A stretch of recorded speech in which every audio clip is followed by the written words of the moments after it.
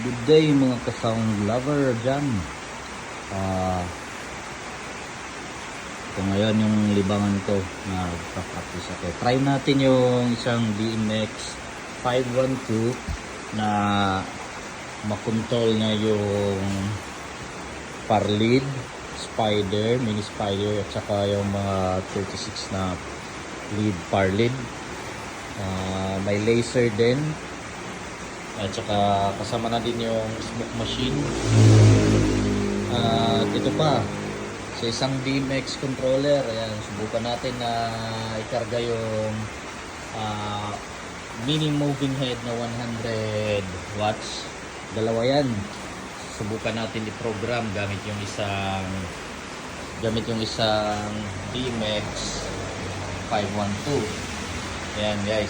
So ito pang frontal ko to. Ginamit ko lang to sa baba para may guide ako. So ito subukan natin kasi may booking na tayo ng mga sayawan. Kaya try natin i-program sama-sama lahat. Mini spider, mga par leads at saka may laser, at saka mayroong smoke machine at saka dalawang moving head 100 watts. So ayan, subukan natin guys. Sana kayanin. Comment down below para sa mga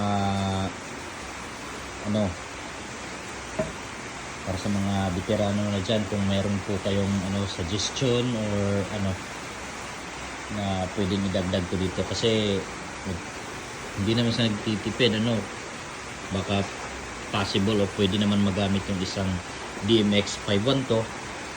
Okay naman din siguro kung isa lang yung controller natin. Pero pag naka-budget tayo, bibili tayo ulit ng isa para hindi masyadong